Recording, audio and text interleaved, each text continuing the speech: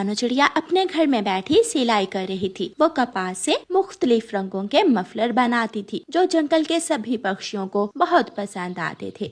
जग्गू कौवा नदी पर बैठा हुआ था कि वहाँ चिड़िया का बेटा कुकू आ जाता है। उसके गले में बहुत ही खूबसूरत मफलर देखकर जग्गू उससे पूछता है, कुकू कुकू, तुमने ये मफलर कहाँ से लिया है? ये मफलर मेरी मम्मा ने मुझे बना कर दिया है। मेरी मम्मा कपास के धागे से बहुत खूबसूरत मफलर बनाती है। क्या आपकी मम्मा मुझे भी मफलर बना देगी? हाँ, अपनी मम्मा से कहना कि कपास ले आए, फिर देखना मेरी मम्मा कपास से धागा बनाकर उसे रंग देने के बाद कैसा खूबसूरत मफलर बना कर देगी।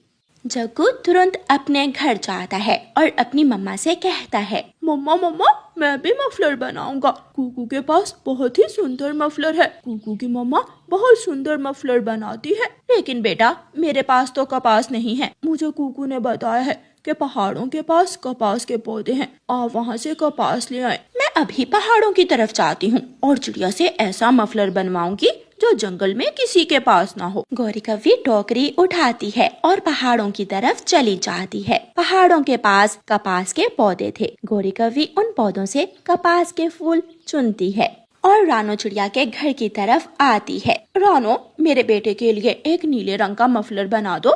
मेरे बेटे को नीले रंग का मफलर बहुत पसंद आएगा। गौरी बहन, काले रंग पर लाल रंग ज्यादा अच्छा लगेगा या फिर सफेद रंग का मफलर? अच्छा, तो फिर तुम अपनी मर्जी से रंग दे देना, लेकिन जो मफलर मेरे बेटे को बना कर दो, ऐसा किसी और को ना बना कर देना। गौरी कौवी रानो चिड़िया को कपास देकर चली जाती है और रानो चिड़िया कपास से धागा बनाने लगती है। कबूतर के बेटे कीकी से जग्गू कौवे की कुछ दिनों पहले लड़ाई हुई थी। जग्गू कौवा कीकी को चढ़ाने के लिए उसके पास जाता है। देखना, आज मैं बहुत खूबसूरत मफलर पहन कर आऊंगा, ऐसा मफलर जो तुमने कभी सपने में भी नहीं देखा होगा। जाओ, मैं तुमसे बात नहीं करता। मेरी मम्मा भी मुझे मफलर बना देगी, तुमसे ज्यादा खूबसूरत, अच्छा और नया। तो फिर देखेंगे तुम मेरे मफलर जैसा मफलर कैसे बनवाते हो।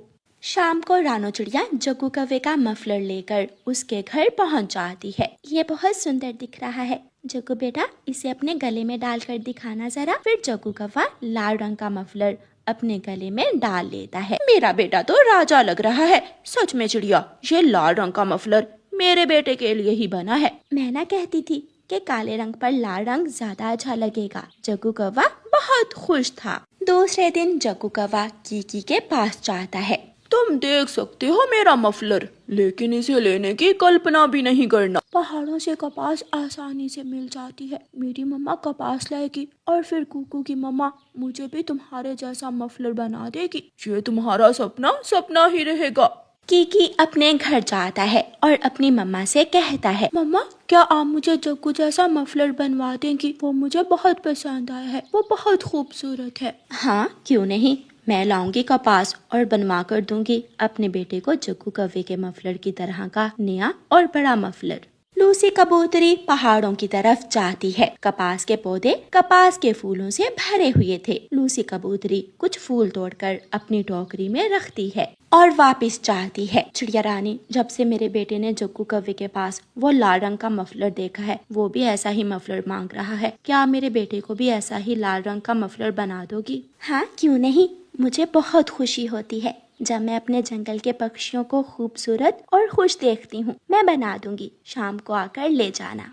जग्गू कौवा नहीं चाहता था कि जंगल में किसी दूसरे पक्षी के पास ऐसा सुंदर मफलर हो, इसलिए जग्गू कौवा शरारत करने की सोचता है। वो दोपहर को रानो चिड़िया के घर जाता है। जब रानो चिड़िया और उसका बेटा नदी पर पानी पीने गए हुए थे। यही है वो धागा जिसे रानो आंटी कीकी के लिए मफलर बनाएगी। मैं ये धागा ही चुरा लेता हूँ और फिर देखता हूँ कीकी मेरे मफलर जैसा मफलर कैसे बनवाता है। जग्गू कौवा लाल रंग का धागा चुराकर वहाँ से भाग जाता है।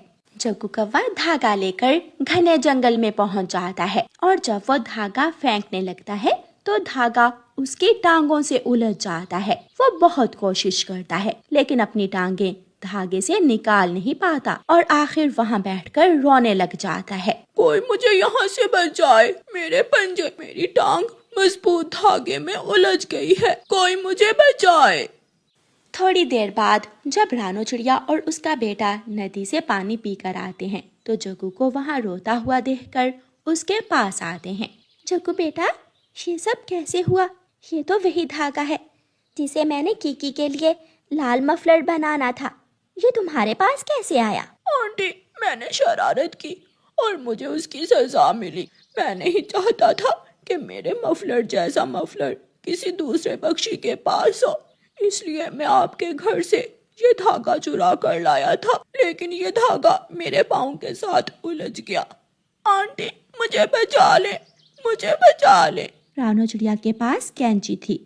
वो अपनी कैंची से काट काट कर धागा जग्गू के पाँव से अलग करती है और जग्गू कौवे की जान बचाती है।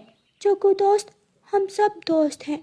दूसरों से नफरत करने की बजाय दूसरों से प्यार करो और दूसरों की खुशियाँ छीनने की बजाय दूसरों में खुशियाँ बांटो। जग्गू कौवा बहुत शर्मिंदा था और वो आइंदा ऐसे ना करने का वादा करता है।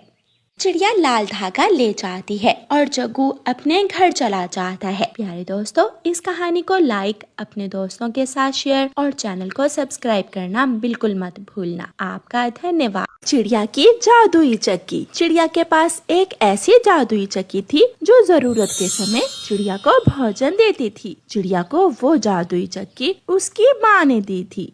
तोते तोते, चिड़िया के पास जाओ और चिड़िया से भोजन ले लो। चिड़िया सब पक्षियों को भोजन दे रही है। मैं तो 2 दिन से भूखा हूँ, मैं अभी चिड़िया के पास जाता हूँ।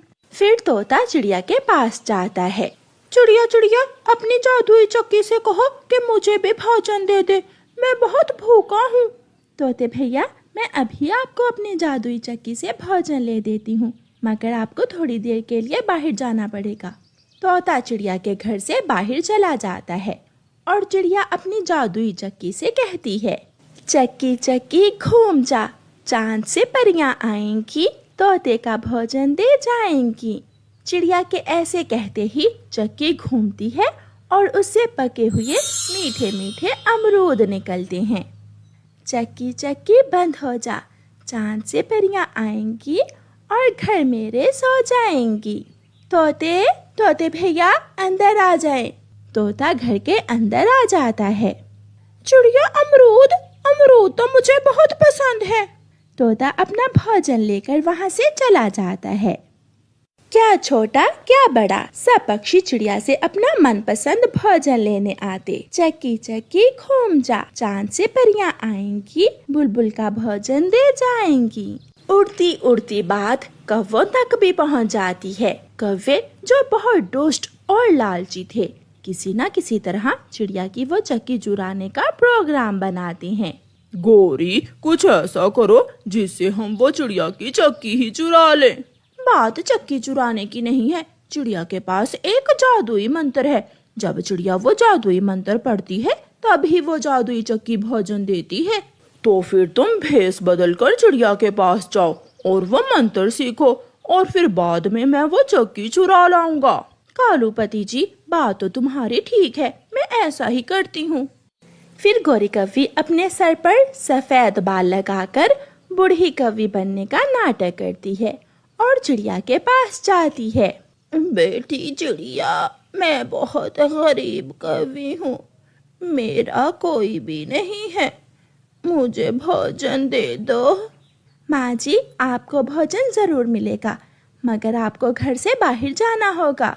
बेटी, मैं बूढ़ी कौवी बहुत मुश्किल से उड़कर आई हूँ, मैं थक गई हूँ, मुझसे अब बाहर नहीं जाया जाता। तो ठीक है, आप यहाँ मेरे पास ही बैठ जाएं।